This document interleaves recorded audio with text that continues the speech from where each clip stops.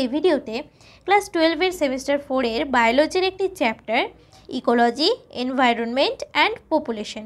Ecology অর্থাৎ বাস্তুবিদ্যা। বাস্তুবিদ্যা কী বলো তো? বাস্তুবিদ্যা হচ্ছে জীব আর তার যে পরিবেশ রয়েছে এদের মধ্যে সম্পর্ককেই বাস্তুবিদ্যা বলা হয়। এবার পরিবেশ বলতে আমাদের আশেপাশে যে জীব আছে, পশু আছে, তারপর পাখি আছে, উদ্ভিদ আছে, এগুলোকে নিয়েই পরিবেশ তৈরি হয়। আর জনসংখ্যা কি? তুমি যেখানে থাকো, অর্থাৎ তোমার শহরে হোক বা তোমার গ্রামে হোক বা তোমার আশেপাশে, ধরো একটা গ্রাম, সেই গ্রামের মধ্যে 1000 জন লোক আছে। সেই 1000 জন লোককে বা ওই যে জনসংখ্যাটা রয়েছে বা মানুষ যে রয়েছে এটাকেই জনসংখ্যা বলা হয়।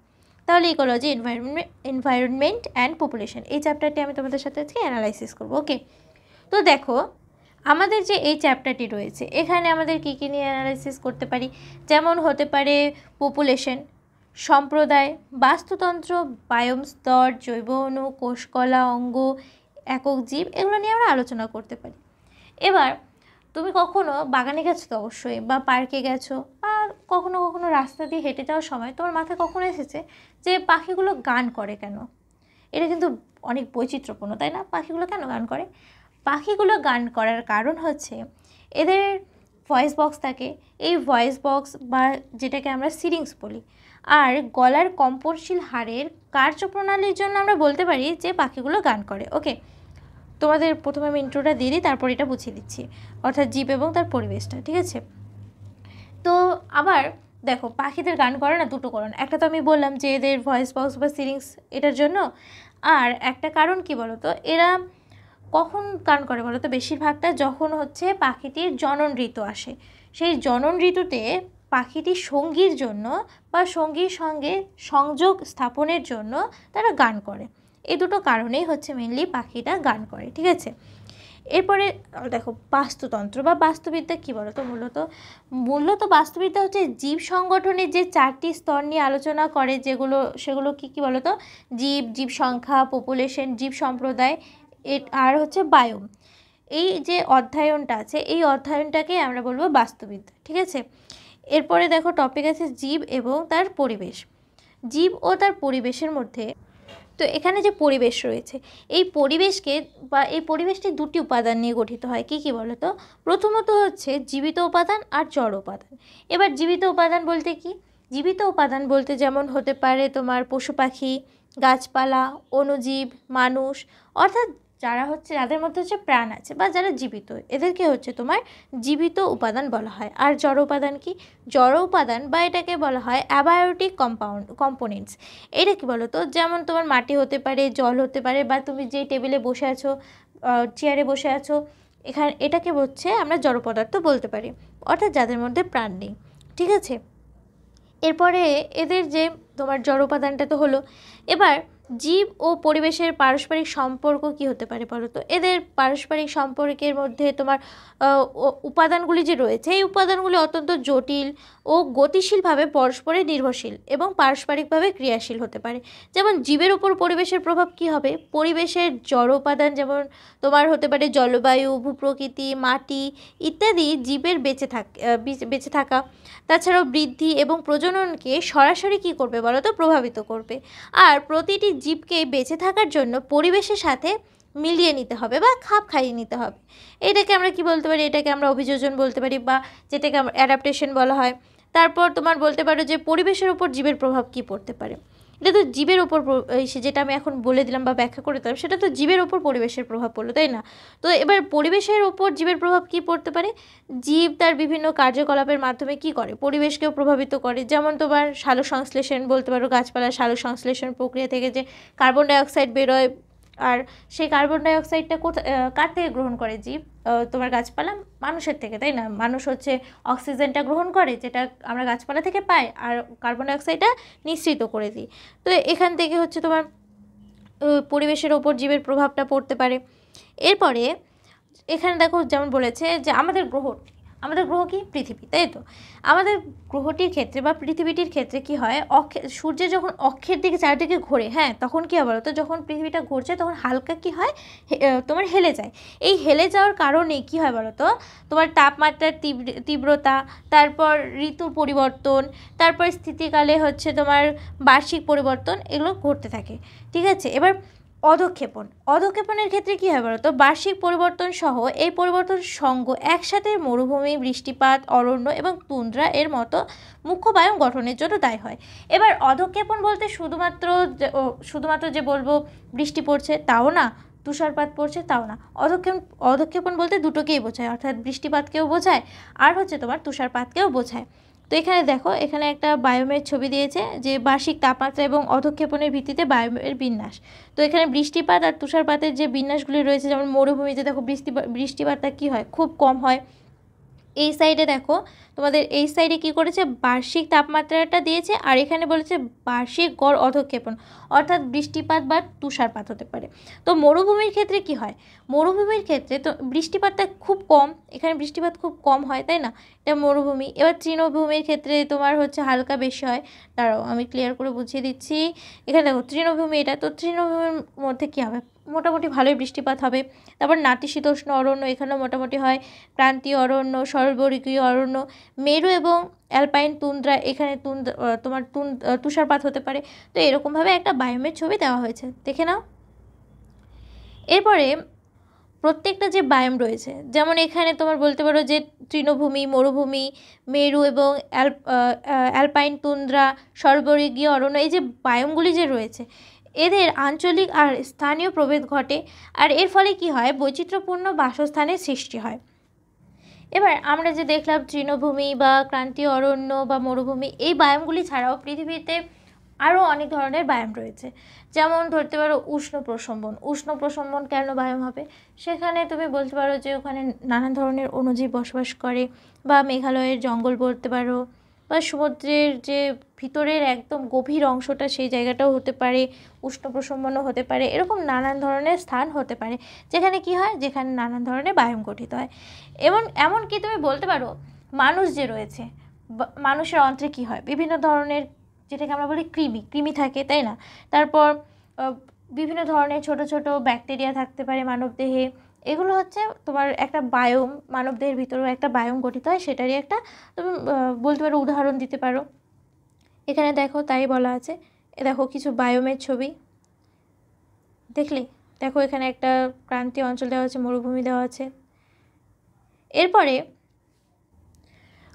কোনো মূল উপাদানের ক্ষেত্রে মানে কিছু কিছু উপাদান আছে, মূল উপাদান, যাদের জন্য যেমন তাপমাত্রা, জল, আলো, মাটি, এই যে উপাদানগুলি রয়েছে, এই উপাদানের জন্য কি হয় বলো তো, বিভিন্ন বাসস্থানের ভৌত এবং রাসায়নিক অবস্থায় এতটা প্রভেদ লক্ষ্য করা যায় যে মানে কি বলবো আর। যেমন মরুভূমি আর তোমার হচ্ছে একটা ধরো ক্রান্তীয় অরণ্য, এদের ক্ষেত্রে কতটা ডিফারেন্স, তাই না। মরুভূমির মাটিটা কেমন হয়, বালিপূর্ণ হয়, বালি হয়, যেখানে প্রাণ তো দেখাই যায় না, সেখানে গাছপালা তো নেই, কিন্তু সেখানেও আবার প্রাণ বাস করে। যেমন তুমি বলতে পারো উট, তারপর হচ্ছে ক্যাঙ্গারু জাতীয় ইঁদুর, মানে ক্যাঙ্গারু ইঁদুর বলে যেটাকে, এগুলো দেখা যায়, তাই তো। এখানে আবার কি বলতো, রাসায়নিক উপাদান, যেটাকে বলে ভৌত রাসায়নিক, হ্যাঁ, এই ভৌত রাসায়নিক উপাদানই তুমি যদি বলো যে এটাই শুধুমাত্র তোমার এই বাসস্থানের প্রকাশ করতে পারবে, তা নয়। এছাড়াও যেমন জীবজ উপাদান, যেমন কোনো জীবের রোগ সৃষ্টিকারী জীবাণু বা পরজীবী, বা হতে পারে প্রতিযোগী বা শিকারী প্রাণী যারা আছে, এদের যারা রয়েছে তাদের জীবটির সাথে কি করে বলো তো, প্রতিনিয়ত আন্তঃক্রিয়া করে আর বাসস্থানের অন্তর্ভুক্ত হয়। এবার দীর্ঘ সময় ধরে প্রাকৃতিক নির্বাচনের মাধ্যমে কি হয় বলো তো, জীবদেহের অভিযোজন ঘটে, যাতে যেমন তোমার এই যে মরুভূমিতে, হ্যাঁ, মরুভূমির কথাটাই আমি তোমাকে বলি। এই যে মরুভূমি যে রয়েছে, মরুভূমিতে মানুষ সহজে বাঁচবে, কারণ সেখানে তো জলের খুব অভাব, বা সেখানে যে প্রাণীগুলো বেঁচে থাকে তারা কিভাবে বেঁচে থাকে এত কম জল পেয়ে, তাই না। উট বা ক্যাঙ্গারু ইঁদুর বলো, বা বিভিন্ন ধরনের সাপ পাওয়া যায়, মরু সাপ, ওরা কীভাবে বেঁচে থাকে।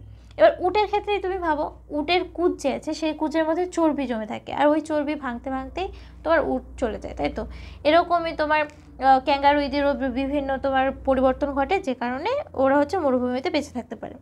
এছাড়াও উষ্ণ প্রসম্বনে কীভাবে তোমার ব্যাকটেরিয়া বা অণুজীবগুলো বেঁচে থাকে, এরাও বিভিন্ন ধরনের তোমার করে নেয়, পরিবর্তন করে নেয়, অর্থাৎ জায়গা অনুসারে আমাদেরকে মানিয়ে নিতে হয়। যেমন বললাম উট, এর ক্ষেত্রে বুঝে নিতে পারো। এবার যে প্রতিটি জীব আছে এর প্রাকৃতিক পরিবেশের মানে একটি সুনির্দিষ্ট কী হয় বলো তো, পরিসরে বাস করে, যা কী করে তোমার জীবটা যেমন উট উট হচ্ছে মরুভূমির তাপমাত্রা, দিনের তাপমাত্রাও সহ্য করতে পারে আর রাতের হচ্ছে ঠান্ডাটাও সহ্য করতে পারে, কারণ তারা সেখানে মানিয়ে নিয়েছে। তো এই যে মানিয়ে নেওয়া আছে, পরিবেশের সাথে মানিয়ে নেওয়া, এটাকেই আমরা বলতে পারি যে জীবটি তার নিচ গঠন করেছে। তো এখান থেকে একটা কোশ্চেন হতেই পারে যে নিচ কী। এবার নিচ কী বলো তো? বাস্তুতান্ত্রিক নিচ হলো কোনো, মানে এই তোমার নিচ যে আছে এটাকে তুমি আবার নির্দিষ্ট বাস্তুতান্ত্রিক নিচ বলতে পারো, বা এটাকেই বোঝানো হয় নির্দিষ্ট তোমার বাস্তুতান্ত্রিক নিচ। এবার এই বাস্তুতান্ত্রিক নিচটা হলো কোনো বাস্তুতন্ত্রের মধ্যে একটি প্রজাতির কার্যকরী ভূমিকা এবং অবস্থানের সম্পূর্ণ সমাহার। মানে মানে হচ্ছে তোমার এই সে উট উট কী করে, তার দেহে হচ্ছে অভিযোজন ঘটিয়ে কুজের মধ্যে জল রাখে, মানে চর্বি জমিয়ে রাখে, যেটার কারণে হচ্ছে সে চলতে পারে, অনেক দিন বেঁচে থাকতে পারে, কম জলের অভাবে কম জলেও সে বেঁচে থাকতে পারে। তো এটার যে কার্যকরী ভূমিকাটা আছে এটা, আর সে কোথায় বসবাস করছে, সে কোথায় বসবাস করছে, সে মরুভূমিতে বসবাস করছে, এটাকে আমরা বলতে পারি নিচ। দেখো এখানে সংজ্ঞা দেওয়া আছে, দেখলে? এবার যদি আমি সহজভাবে নিচটাকে বুঝতে চাই তাহলে নিচটা কী হবে? এটা হচ্ছে তোমার একটি প্রজাতি কিভাবে তার পরিবেশে বাস করে, বেঁচে থাকে, তারপর খাদ্য গ্রহণ করে, প্রজনন করে, আর তোমার অন্যান্য জীব ও অজীব উপাদানের সাথে মিথস্ক্রিয়া করে, সেই সব কিছুকে বোঝায়। এটি কেবল প্রজাতির বাসস্থান, মানে তোমার যে প্রজাতিটা রয়েছে সে প্রজাতিটা কোথায় বাস করছে বা ভৌগোলিক ঠিকানাকে বোঝায় না। এটা বরং কী করে বলো তো, এর জীবদশার জন্য প্রয়োজনীয় সমস্ত যে পরিবেশ রয়েছে তার পরিস্থিতির সাথে ব্যবহার করে থাকে। মানে এই যে মরুভূমির মধ্যে উটটা রয়েছে, এখানে তুমি শুধু বলবো না যে এর অবস্থানটাকেই বোঝাচ্ছে না, এখানে সব কিছুকে, মানে তোমার জীবদশার যে প্রয়োজনীয় সমস্ত পরিবেশগুলো রয়েছে সেটাকে বোঝানো হচ্ছে, ঠিক আছে? যেটাকে তোমার, বা বলতে পারো যে উটটা যে খাদ্য গ্রহণ করছে এটাকে নিয়ে তোমার নিচটা গঠিত হচ্ছে। এবার নিচ যে প্রধান উপাদানগুলি সেটা কী কী, যেমন বাসস্থানের প্রয়োজনীয়তা, মানে মানে হচ্ছে তোমার প্রজাতিটি বেঁচে থাকার জন্য যে প্রয়োজনীয় তাপমাত্রা বা টেম্পারেচার বলে, তাই তো, টেম্পারেচার, যে প্রয়োজনীয় তাপমাত্রা, তারপর বলতে পারো আর্দ্রতা, আলো, লাইট, এই যে এগুলো যে রয়েছে এগুলো হলো অজীবজ শর্তাবলী। তারপর যেমন হতে পারে খাদ্য গ্রহণ ও শক্তি প্রবাহের ভূমিকা। এটা হচ্ছে প্রজাতিটি খাদ্য শৃঙ্খলে কী ভূমিকা পালন করে, যেমন তোমার উৎপাদক, প্রাথমিক খাদক, গৌণ খাদক বা বিয়োজক। এটাও আমি তোমাদের একটু পরে বুঝিয়ে দিচ্ছি, মানে ওই জীবটি কী খায়, তারপর কাকে খাদ্য হিসেবে ব্যবহার করে, এর বিবরণটাকে তোমার খাদ্য গ্রহণ বা শক্তি প্রবাহের ভূমিকার মধ্যে পড়ে, ঠিক আছে? এবার যেমন অন্যান্য জীবের সাথে মিথস্ক্রিয়া বলতে কি, মানে ইন্টারসেকশন যাকে বলে, তারাও এটাকে বলে ইন্টারঅ্যাকশন। এই যে ইন্টারঅ্যাকশনস, এটা কি বলো তো, প্রজাতিটির যে অন্যান্য প্রজাতির সাথে কিভাবে সম্পর্কিত, যেমন তোমার হতে পারে শিকার, পরজীবিতা, তারপর সহভোজিতা, প্রতিযোগিতা, এটাকে বলা হয়। আর প্রজননের আচরণটা হচ্ছে এদের কি কি প্রয়োজন হচ্ছে, তারপর কোথায় প্রজনন করে, এইসব নিয়ে বলা হয়। এবার নিচের গুরুত্ব কী? নিচের গুরুত্ব হচ্ছে সাধারণত এটা কি বলো তো, এটা একটি বাস্তুতন্ত্রের দুটি ভিন্ন প্রজাতি একই নিচ দখল করতে পারে না। তারপর তুমি বলতে পারো একই সম্পদ আর ভূমিকা এদের নিয়ে যদি তাদের মধ্যে তীব্রতা বা প্রতিযোগিতা শুরু হয় তবে দীর্ঘমেয়াদের একটি প্রজাতি বা অন্যটিকে সরিয়ে দেয়। এছাড়াও হতে পারে প্রতিযোগিতামূলক বর্জন যে রয়েছে সেই বর্জন নীতিটা, এটা হচ্ছে তোমার নিচ যে আছে এটা নামে পরিচিত হতে পারে, ঠিক আছে? ওকে, এরপরে দেখো আছে পরিবেশের উপাদান বলতে আমি তোমাদের একটু আগে বুঝালাম না, জড় উপাদান, তারপর হচ্ছে তোমার যেটাকে বলে রাসায়নিক উপাদান আর ভৌত উপাদান।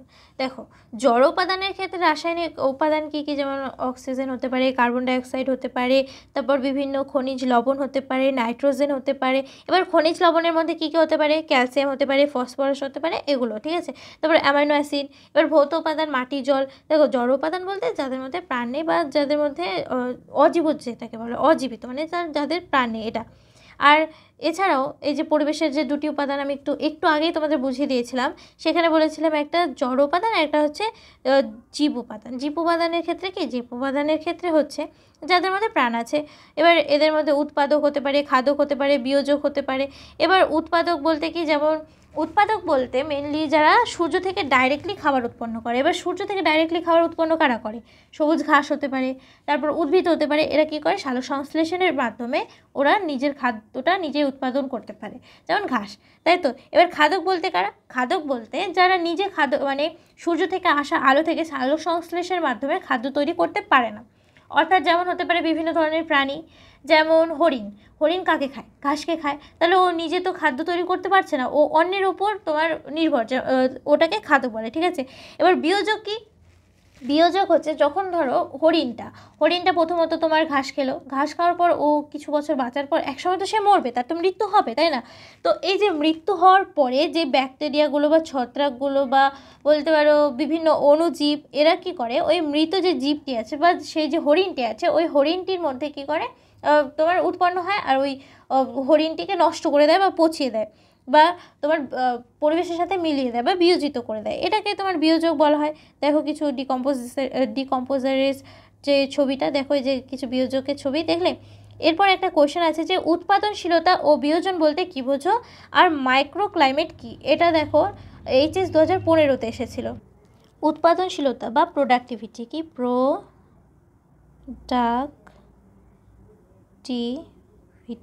ও তার আগে বলে দিই, তোমাদের এই এক্সামে কিন্তু 2 মার্কস, 4 মার্কস, 3 মার্কস, 5 মার্কসের কোয়েশ্চেন হবে। এখানে কিন্তু কোনো MCQ হবে না। হ্যাঁ, 2 মার্কস বা 3 মার্কসের কোয়েশ্চেনগুলো 1+1 বা 2+1 এরকম হতে পারে। ওকে, তো দেখো এখানে বলেছে প্রোডাক্টিভিটি, তাই তো।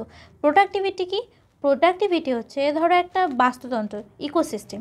এখানে কি হয়? একটি নির্দিষ্ট সময়ে একটি নির্দিষ্ট অঞ্চলে জীববস্তু বা জৈব পদার্থ উৎপাদনের যে হার রয়েছে, সেই হারকেই তোমার বলা হয় উৎপাদনশীলতা।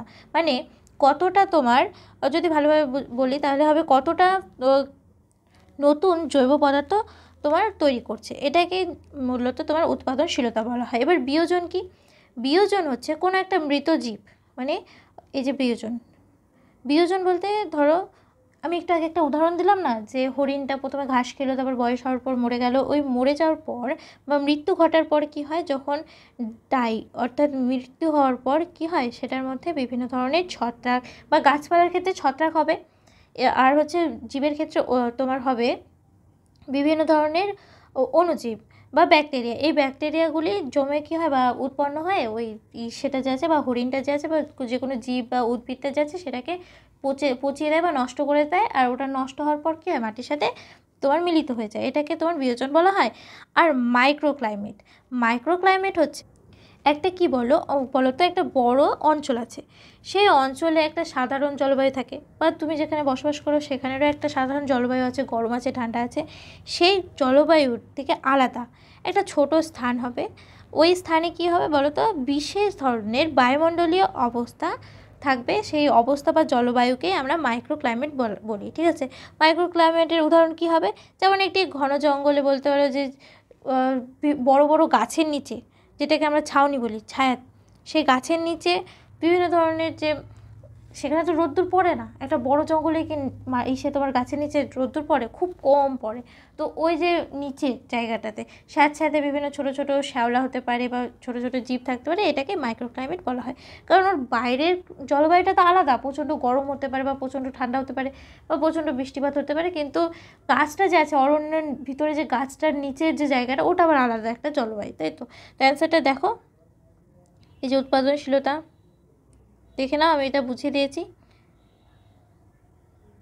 এবার বিয়োজনের মধ্যে কী কী হতে পারে দেখো, যেমন বলে দিয়েছে ব্যাকটেরিয়া, ছত্রাক কার ক্ষেত্রে হবে? ছত্রাক হবে তোমার উদ্ভিদের ক্ষেত্রে, ব্যাকটেরিয়া হবে জীবের ক্ষেত্রে। দেখো এখানে বলে দিয়েছে যে মৃত জৈব পদার্থ, এই যেখানে লিখেছে দেখো মৃত জৈব পদার্থ হলো। এবার মাইক্রোক্লাইমেট দেখো, এই যে দেখো উদাহরণটা, একটি ঘন জঙ্গলের ছাউনির নিচে বিরাজমান স্থানীয় তাপমাত্রা।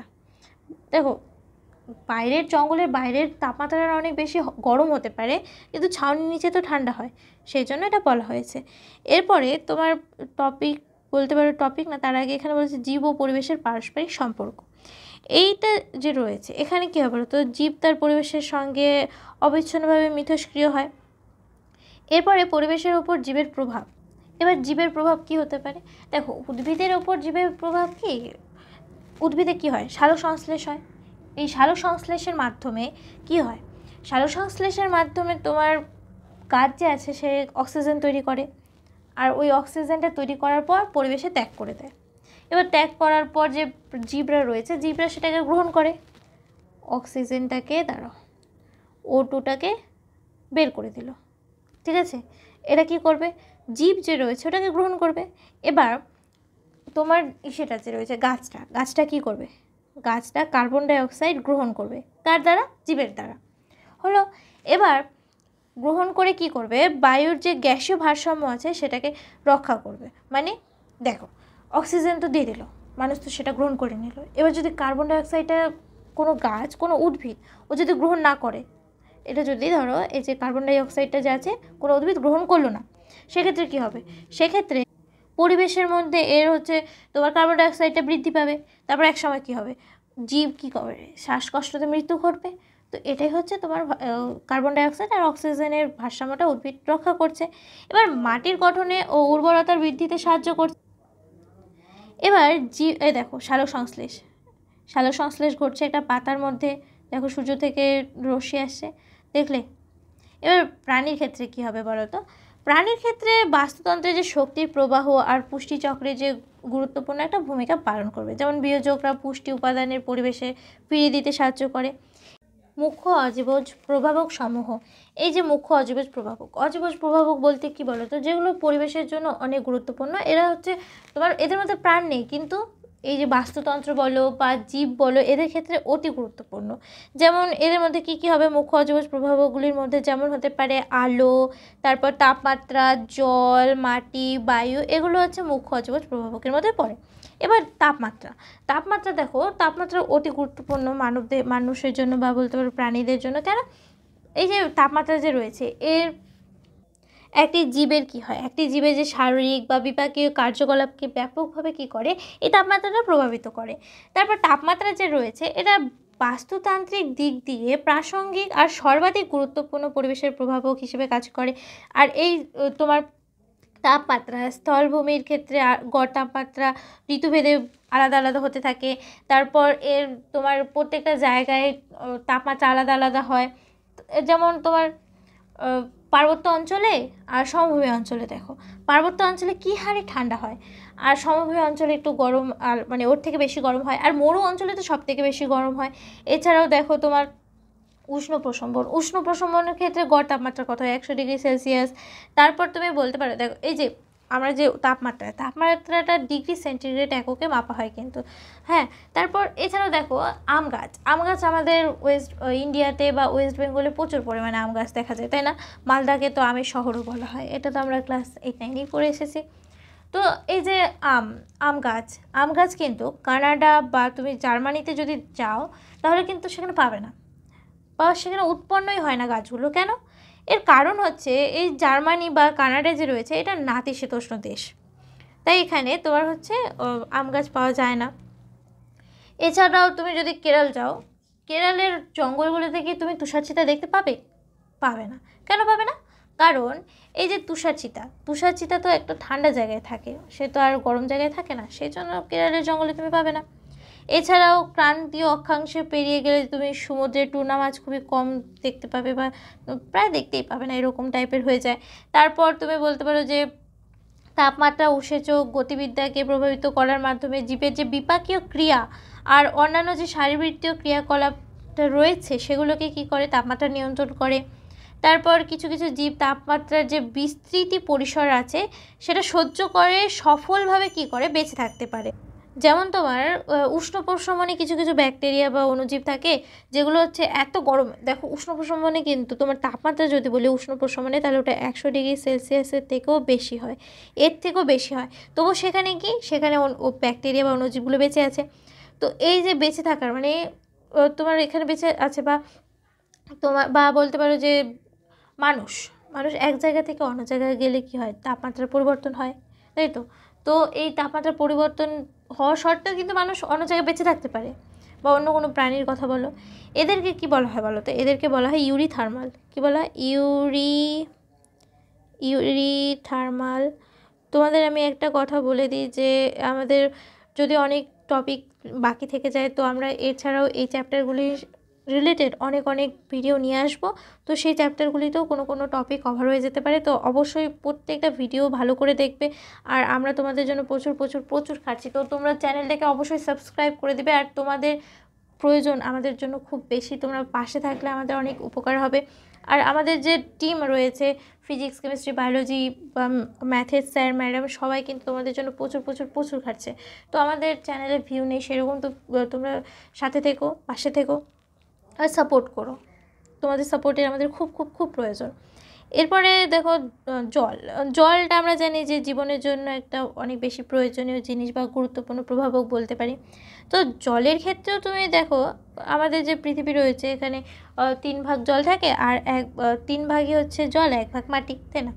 তো জল হচ্ছে আমাদের যে জীব রয়েছে বা প্রাণী রয়েছে এদের সবাইকেই অনেক বেশি প্রভাবিত করার কারণ কি, দেখো জল ছাড়া আমরা বাঁচতে পারবো না। আমাদের কোষগুলো শুকিয়ে যাবে, আমাদের কিছুদিন পর মৃত্যু ঘটবে। বা একটা উদ্ভিদের ক্ষেত্রে দেখবে, যদি তোমার বাড়িতে দেখবে তোমার যে গাছগুলো রয়েছে, ফুল গাছ বলো বা অন্যান্য কোনো গাছগুলো যে রয়েছে সেগুলোতে তুমি কিছুদিন জল দিলে না আর বৃষ্টিপাতও হলো না, তাহলে দেখবে গাছগুলো কিন্তু শুকিয়ে যায়। তাহলে এখান থেকে আমরা বলতে পারি যে জলের একটা প্রচুর দরকার রয়েছে পৃথিবীর মানব কল্যাণের ক্ষেত্রে, বা বলতে পারো যে জীবের ক্ষেত্রে।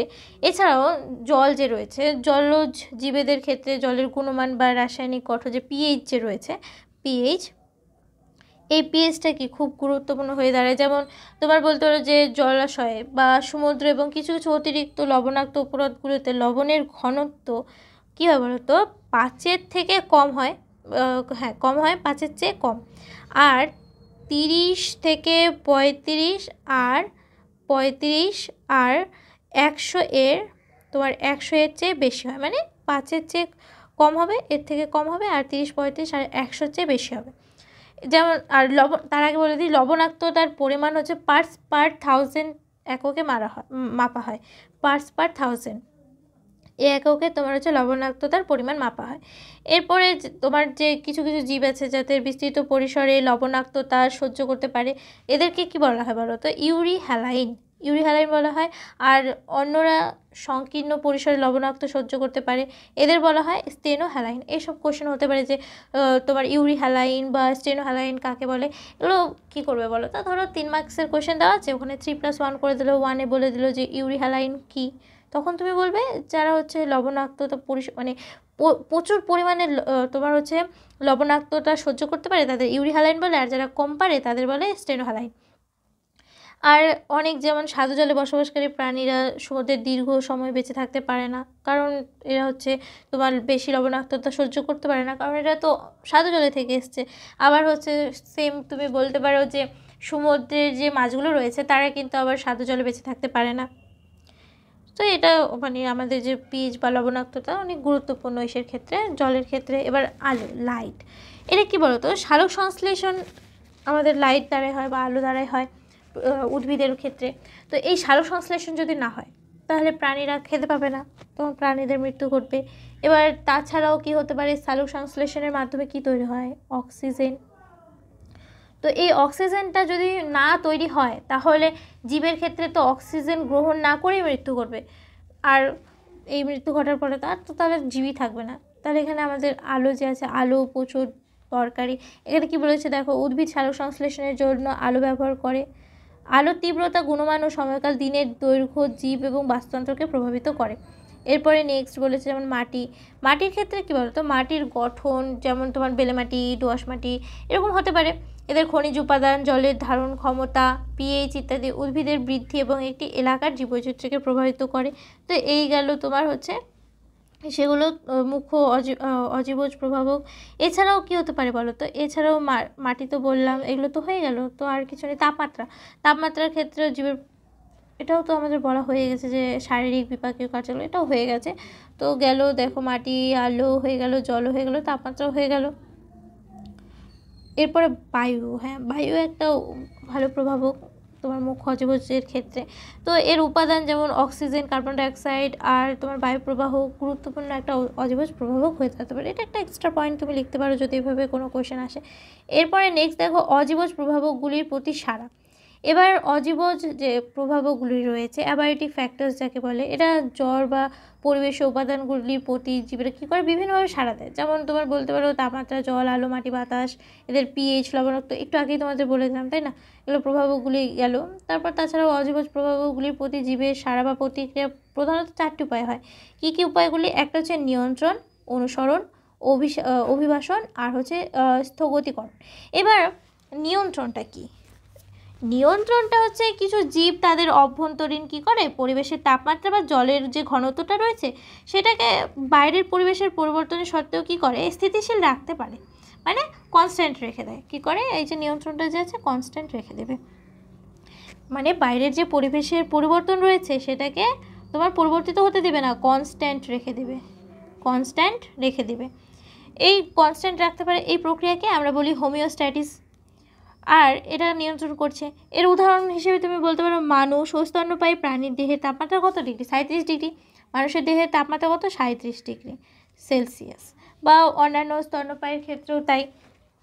তো এবার দেখো প্রচণ্ড যদি ঠান্ডা হয় তখনও তোমার দেহের কি তাপমাত্রাটা কমে না, আর যদি খুব গরমও হয় তবু কিন্তু বাড়েও না। তো এটাই হচ্ছে আমরা কি করি, আমরা হচ্ছে স্থির রেখে দিই। তো এটাকে নিয়ন্ত্রণ বলা হয়। এবার অনুসরণটা কি বলো তো? অনুসরণ হচ্ছে বেশিরভাগ জীবই তাদের কি করে, অভ্যন্তরীণ পরিবেশকে নিয়ন্ত্রণ করতে পারে না। তাদের দেহের যে তাপমাত্রা আছে বা অভিস্রবণ যে আছে সেটা ঘনত্বের বাইরের পরিবেশের সাথে কি করে, পরিবর্তিত হয়ে যায়। তারপরে যেমন নিয়ন্ত্রণে স্থিতিশীল রাখতে পারছিল, যেমন মানুষের ক্ষেত্রে 37 ডিগ্রি সেলসিয়াস তাপমাত্রা দেহে, এটা কিন্তু তারা কি করছিল, তারা হচ্ছে স্থির রাখতে পারছিল, কিন্তু অনুসরণের ক্ষেত্রে এটা পরিবর্তিত করে দিচ্ছে, মানে এরা স্থির থাকতে পারছে না। এদেরকে কি বলা হয়? এদেরকে অনুসারী বলা হয়। তো এখান থেকে যেমন একটা আমি বললাম যে হোমিওস্ট্যাটিস, এর ক্ষেত্রে স্থিতিশীল থেকে যাচ্ছে, আর অনুসারী ক্ষেত্রে তোমার পরিবর্তন হয়ে যাচ্ছে। যেমন উদাহরণ হিসেবে তুমি বলতে পারো জলজ প্রাণীদের একটি বড় অংশ এবং প্রায় সমস্ত উদ্ভিদের এই শ্রেণীতে পড়ে যে মাছের দেহে তাপমাত্রা জলের তাপমাত্রার সাথে পরিবর্তন হচ্ছে। এরপরে দেখো অভিবাসন। অভিবাসনটা কি? মিগ্রেট হচ্ছে প্রতিকূল পরিবেশ থেকে সাময়িকভাবে বাঁচার জন্য কিছু জীব অনুকূল পরিবেশে চলে যায়। মানে যেমন কিছু পরিযায়ী পাখি দেখবে, পরিযায়ী পাখিগুলো যখন খুব ঠান্ডা পড়ে যে কোনো একটা দেশের মধ্যে, তখন সেই পাখিগুলি কী করে, অন্য একটা গরম দেশের মধ্যে চলে যায়, যেখানে সে নিজের জীবন মানে নিজে বাঁচতে পারবে এরকম একটা পরিবেশে চলে যায়। এটাকে তুমি বলতে পারো যে অভিবাসন। এটা প্রতিকূল অবস্থা কেটে গেলে তারা আবার সে আগের ফিরে, মানে পরিযায়ী পাখিগুলো কী করে, প্রথমত সেই ঠান্ডা দেশ থেকে একটা অন্য জায়গায় যায় যেখানে একটু গরম আছে, সে গরম দেশ থেকে যখন আবার সেই সময়টা কেটে যায়, শীতকালটা কেটে যায়, আবার সে ওই দেশে ফিরে যায়। এটাকে তোমার অভিবাসন বলা হয়। যেমন তুমি বলতে পারো যে শীতকালে সাইবেরিয়ান ক্রেন পাখিগুলো কী করে, অতি শীতল সাইবেরিয়া থেকে রাজস্থানের কেওলাদেও জাতীয় উদ্যানের মতো উষ্ণতর অঞ্চলে উড়ে আসে, তাই না? তো এটাকে পরিযায়ী পাখি বলা হয়। তো এটা অনেক সময় দেয় এক্সামে যে কোথায়। এরপরে দেখো স্থগতিকরণ বা সাসপেন্ড। এটা কি বলো তো? এটা হচ্ছে কিছু জীব প্রতিকূল পরিস্থিতি থেকে বাঁচার জন্য তাদের বিপাকীয় যে কার্যকলাপ আছে সেটাকে স্বাভাবিকভাবে স্থগতি করে দেয়। যেমন তোমার বীজের সুপ্তাবস্থা বলতে পারো, বা বলতে পারো হাইবারনেশন বা অ্যাক্টিভেশন। এবার বা বলতে পারো ডায়াপজ। এটা কী বলো তো? বীজের সুপ্তাবস্থা বলতে কি, প্রতিকূল যখন পরিবেশ হয় বা আবহাওয়াটা হয় সেটা কি করে, গাছের বীজ উৎপাদন করে যা অনুকূল পরিস্থিতিতে না আসা পর্যন্ত সুপ্ত অবস্থায় থাকে, মানে সেটা থেকে কোনো কিছু বেরোয় না বা অঙ্কুর টঙ্কুর হয় না। এবার হাইবারনেশন বলতে শীতকালে ভাল্লুকের মতো প্রাণীরা যে শীতকালীন সুপ্তাবস্থায় চলে যায়, বা শীতকালে সাপগুলো গর্তে ঢুকে যায়, বা শীতকালে অনেক মাছ হচ্ছে কাদার মধ্যে ডুবে যায়, এটাকে বলে তোমার শীত ঘুম যাকে বলে, এটা হচ্ছে হাইবারনেশন। এবার অ্যাক্টিভেশন, যেমন গ্রীষ্মকালে মাছ বা শামুকের মতো প্রাণীরা গ্রীষ্মকালীন সুপ্তাবস্থায় চলে যায়। তারপর ডায়াপজ বলতে প্রতিকূল অবস্থায় যে জুপ্ল্যাঙ্কটনগুলো আছে সেই জুপ্ল্যাঙ্কটনগুলো তোমার স্থগতি বৃদ্ধি অবস্থা বা অজীবজ প্রভাবকগুলির প্রতি সাড়া দেওয়ার এই পদ্ধতিগুলো যে রয়েছে সেগুলোকে তোমার পরিবেশে টিকে থাকতে সাহায্য করে। হাইবারনেশন বা বলতে পারো যে অ্যাক্টিভেশন, তারপর বীজের সুপ্তাবস্থা, এগুলো এটাকে বলে তোমার স্থগতিকরণ। এবার এই যে তোমার নিয়ন্ত্রণ বা রেগুলেট, এই যে আছে অজীবজ প্রভাবকগুলির প্রতি জীবের সাড়া বা প্রতিক্রিয়া, এর একটা তোমার চিত্র আছে যেটাকে বা লেখচিত্র আছে, তারও তোমাদের আমি লিখে দিচ্ছি, এটা তোমরা নোট করে নাও। এরকম একটা চিত্র হবে, এটা ধরো এটাকে বলে অভ্যন্তরীণ স্তর। অভ্যন্তরীণ অভ্যন্তরীণ অভ্যন্তরীণ স্তর বলে দিচ্ছি, লিখে নাও। কেন বলো তো, এখানে অতটা লেখাটা ভালো হচ্ছে না, তো তোমার বলে দিচ্ছি, লিখে নেবে। হ্যাঁ, এটা হচ্ছে অভ্যন্তরীণ স্তর, আর এটা হচ্ছে বাহ্যিক স্তর। বাহ্যিক স্তর, ওকে, নোট করে নাও তাড়াতাড়ি। এরপরে এটা হচ্ছে কনফার্মেশন বা কনফার্ম, অনুসরণ যেটাকে বলছি আমরা। আর এটা হচ্ছে তোমার, এটা হচ্ছে আংশিক রেগুলেটরস। আর এটা হচ্ছে, লিখে দিলে বুঝি সুবিধা হবে, দাঁড়াও। এটা হচ্ছে কনফার্ম, দাঁড়াও লিখে দিচ্ছি, কনফার্ম। এটা রেগুলেটরস।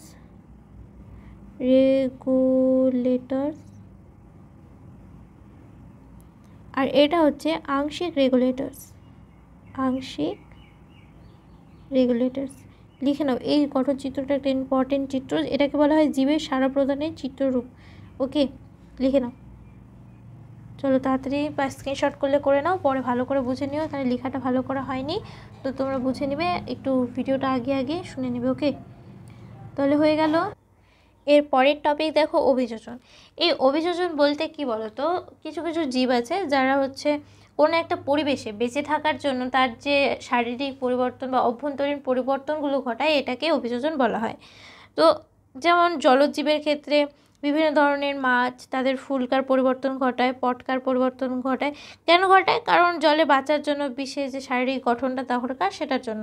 তারপর মরুভূমিতে তোমার হচ্ছে যেমন ক্যাঙ্গারু, ইঁদুর, তারপর উটের একটু আগে মানে আমি তোমাদের শুরুতেই বুঝিয়ে দিয়েছিলাম উট ক্যাঙ্গারুর ব্যাপারটা, তাই না? এরপর যেমন বহু জঙ্গল উদ্ভিদের পাতার উপরিতলে পুরো কিউটিকলের আস্তরণ থাকে, এদের পত্ররন্ধ্র পাতার গভীরে প্রথিত থাকে, যাকে কি বলে বলো তো, সানকিন। যাতে কি হয় যে প্রসেদনের সময় জলের অপচয় কম হয়, মানে যখন পাতাগুলো খুলবে তখন যেন জলগুলো নষ্ট কম হয়, সেই জন্য তোমার এই সানকিনটা থাকে। তাহলে ওই যে যেমন ক্যাকটাস, মরুভূমিতে জলের প্রচুর অভাব হওয়ায় ক্যাকটাসগুলো কী করে, তার পাতাগুলোকে কাঁটায় পরিণত করে। এই যে মরুজীব দেখো, যেমন হচ্ছে ফণী মনসার পাতা কাটায় রূপান্তরিত হয়েছে, দেখো একটা তোমাদের জন্য ছবি দেখলেই। তারপর এটা তো বললাম যে সানকেনের ব্যাপারটা, এদের কি হয় এখানে বলেছে, যেমন এদের দেহে একটি বিশেষ সালোকসংশ্লেষীয় পথ রয়েছে, যেমন কেম, যার কারণে কী করে, এরা দিনের বেলা তাদের পত্ররন্ধ্রগুলোকে বন্ধ রাখতে পারে। কেন বলো তো দিনের বেলা বন্ধ রাখে? কারণ দেখো সূর্যের আলো পড়ে, তো এবার সূর্য যখন আলো পড়বে তখন তো যেখান থেকে জল পাবে সেখান থেকেই তো জলটাকে শোষিত করবে, কারণ জলের তো অভাব, তাই না? বা বাষ্প হবে, সেই কারণে কি করে সেই উদ্ভিদগুলো তাদের যে এটা রয়েছে সালোকসংশ্লেষের পথটা, সেটাকে দিনের বেলা বন্ধ করে রাখে বা পত্ররন্ধ্রগুলোকে বন্ধ করে দেয়। তো এই যে মরু প্রাণীগুলো যে আছে, এদের কী কী অভিযোজন হতে পারে, যেমন তোমার কুজে চর্বি জমে রাখা উটের ক্ষেত্রে, তারপর তোমার ক্যাঙ্গারু, ইঁদুর যে রয়েছে, এদের দেহের অভ্যন্তরে ফ্যাট জারণের মাধ্যমে তাদের যে জল আছে সেটাকে বাঁচিয়ে রাখা। তারপর দেখবে উট, হ্যাঁ তুমি দেখবে ওর যে ইউরিনটা হয়, ইউরিনটা প্রচণ্ড গাঢ় হয়, খুব ঘন হয়। কেন? তাদের যাতে জলটা অপচয় কম হয়। তারপর যে তোমার বর্জ্য যে বের করে উট বা ক্যাঙ্গারু, ইঁদুর বা তোমার হচ্ছে মরু অঞ্চলে যে প্রাণীরা আছে, তারা যে বর্জ্য নির্গত করে সেটা খুব কঠিন বা শক্ত হয়, সেখানে জলের পরিমাণটা খুব কম থাকে। এগুলো হচ্ছে মরু প্রাণীগুলো অভিযোজিত করে তাদের মধ্যে। আবার যেমন তোমার অপচয় হ্রাস করার জন্য শীতপ্রধান অঞ্চলে বসবাসকারী যে স্তন্যপায়ী প্রাণীরা আছে তাদের ক্ষেত্রে কান, তারপর পতঙ্গগুলির ক্ষেত্রে খর্বাকার, সাধারণত খর্বাকার হয়ে যায়। একে কী বলে বলো তো? একে আবার অ্যালেনের সূত্রও বলা হয়। তারপর লিখে দিচ্ছি, একে বলা হয়, কোথায় লিখে, এখানে লিখে দিচ্ছি,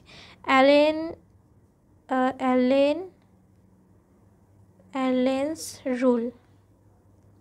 অ্যালেন্স রুল বলা হয় কাকে? যখন হচ্ছে তোমার তাপের যে অপচয় হ্রাস করার জন্য শীতপ্রধান অঞ্চলে যে বসবাসকারী স্তন্যপায়ী প্রাণীরা আছে তাদের কান আর পতঙ্গগুলি কী হয়, খর্বাকার হয়েছে, এটাকে অ্যালেন্সের রুল বলা হয়। তারপর মেরু অঞ্চলে সমুদ্রে বসবাসকারী শিল মাছের মতো জলজ স্তন্যপায়ী প্রাণীরা যে আছে তারা কি করে, ত্বকের নিচে পুরো ফ্যাটের আস্তরণ এটাকে জমা করে রাখে, বা এদের পুরো ফ্যাটের আস্তরণ থাকে, যেটা কি করে অন্তরকে তোমার অন্তরক হিসেবে কাজ করে, যার ফলে কি হয় তাপ যে আছে তাপটাকে দেহের মধ্যে ধরে রাখতে পারে, এটার মোচন হ্রাস পেয়ে যায়। ওকে, আর যে তোমার ইসে যে আছে সিল মাছ, এই যে ফ্যাটটা আছে ফ্যাটের পুরো আস্তরণটাকে, এটাকে ব্লাবারও বলা হয়। আবার এরকমও জীব আছে যেমন উষ্ণ প্রশমনের ক্ষেত্রে যেমন আর্কিব্যাকটেরিয়া, এই যে জীবাণুটা যে আছে এটা তোমার সমুদ্রের গভীরে যে হাইড্রোথার্মাল ভেন্ট আছে সেখানে তোমার তাপমাত্রা হয় 100 ডিগ্রি, তোমার বলতে পারো যে 100 ডিগ্রিরও বেশি হয়, এই 100 ডিগ্রি বেশি এখানেও কী করে আর্কিব্যাকটেরিয়া বেঁচে থাকতে পারে। তো এরকমই তারা হচ্ছে জায়গা অনুসারে নিজের দেহের যে এটা আছে ওটাকে অভিযোজন করতে থাকে। তারপর যেমন বহু সামুদ্রিক অমেরুদণ্ডী প্রাণী আছে, যেমন মৎস্য সমুদ্রের অনেক গভীরে বাস করে, যেখানে দেখো বিভিন্ন মাছ আছে যেমন জেলিফিশ আছে বা আরও অনেক ধরনের মাছ আছে যারা সমুদ্রের একেবারে গভীরের দিকে বসবাস করে। এবার দেখো জলের চাপ তো অনেক বেশি, আমাদের বায়ুর তুলনায় জলের চাপ প্রচণ্ড বেশি। তো এবার যে মাছ তোমার সমুদ্রে যে এত গভীরে মাছগুলো বসবাস করে, তো এখানে প্রচুর চাপ হওয়া সত্ত্বেও কি মাছগুলো বেঁচে থাকতে পারে। তাহলে এখান থেকেও বলতে পারি যে সমুদ্রের গভীরেও তোমার মাছগুলো নিজের দেহের অভিযোজিত করছে। এখানে তো আমরা যদি যাই তাহলে এখানে তোমার বায়ুমণ্ডলীয় যে চাপটা আছে এটা 100 ডিগ্রি 100 গুণেরও বেশি, ডিগ্রি তো না 100 গুণেরও বেশি হয়। কোথা থেকে? নর্মাল আমাদের যে অ্যাটমসফিয়ার আছে এর থেকে। তারপর বিভিন্ন ধরনের স্তন্যপায়ী প্রাণী যেমন শারীরবৃত্তীয় ক্ষমতাবলী তাদের পরিবেশে উচ্চ যে তাপমাত্রা মোকাবিলা করতে পারে, মরুভূমিতে বসবাস করতে পারে। তারপর টিকটিকি মরুভূমিতে যে বসবাসকারী টিকটিকিরা যে আছে এদের ক্ষেত্রে কী হয়, এদের ক্ষমতা তো তোমার হচ্ছে থাকে না। তারপর এদের মরুভূমিতে কী হয়, বসবাসকারী যে প্রাণীরা আছে এটা আচরণগত উপায়ে তাদের দেহের তাপমাত্রা তোমার মোটামুটি স্থিতিশীল রাখে, মানে যে তাপমাত্রাটা আছে ধরে রাখে, কারণ রাত্রেবেলা তো প্রচণ্ড হারে ঠান্ডা হয়ে যায়, তাই না। এবার যেমন অভিযোজনের অর্থ কী হতে পারে, অভিযোজনের অর্থ এটা হতে পারে যে কোনো বিশেষ পরিবেশে ভালোভাবে বেঁচে থাকা এবং বংশবৃদ্ধি করার জন্য জীবের দেহে যে গঠনগত আর কার্যগত বা আচরণগত যে পরিবর্তন হয় এটাকে অভিযোজন বলা হয়। এটি একটি দীর্ঘস্থায়ী বিবর্তনীয় প্রক্রিয়া, মানে অনেক দিন সময় লাগে, যেমন উট বা বলো।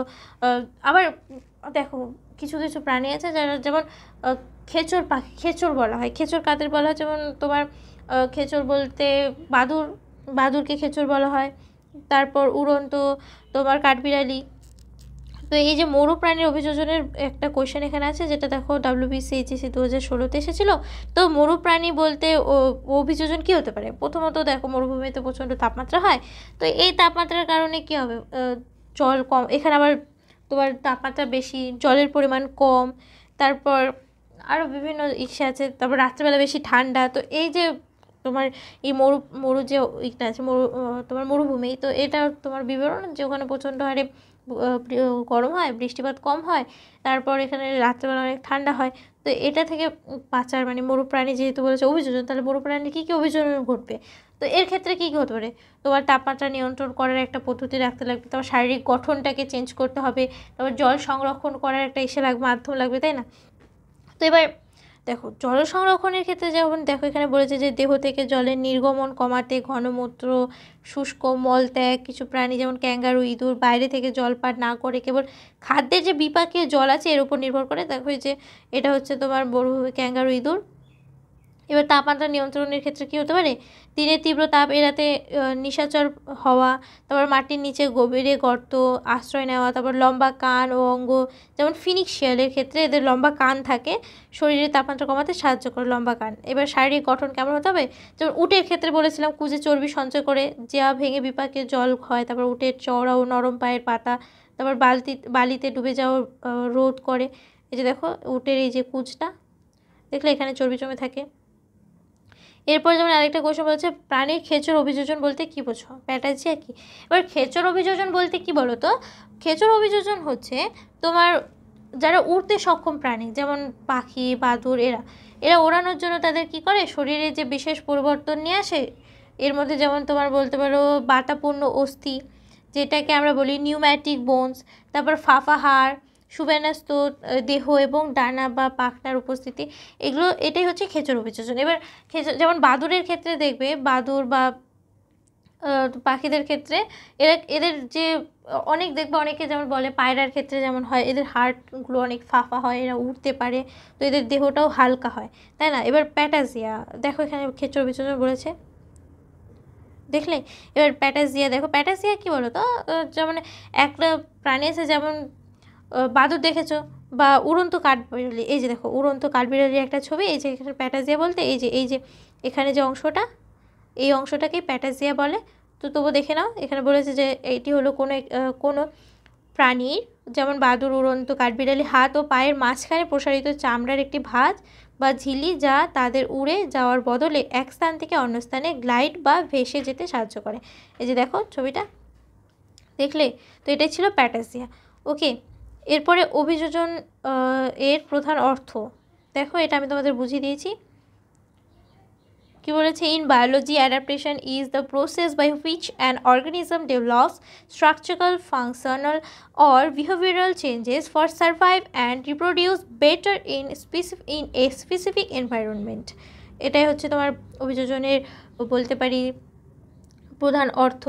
এবার তোমার আরেকটা জিনিস, এর আগে আমি আরেকটা কথা বলিনি, সেটা বলে দিচ্ছি, জীবের উপর যে পরিবেশের প্রভাবটা, এটা কী কী পড়তে পারে, মানে যেমন মরু অঞ্চলের প্রভাব, এটা কী কী পড়তে পারে, যেমন জীবের বেঁচে থাকা, বৃদ্ধি, প্রজনন এবং জীবনচক্র, তারপর সরাসরি পরিবেশের জড় উপাদান দ্বারা নিয়ন্ত্রিত, যেমন জল, আলো, তাপমাত্রা, বায়ু। এবার জলের ক্ষেত্রে যেমন সমস্ত জীবের বেঁচে থাকার জন্য জল অপরিহার্য, তো জলের প্রয়োজন প্রচুর পরিমাণে।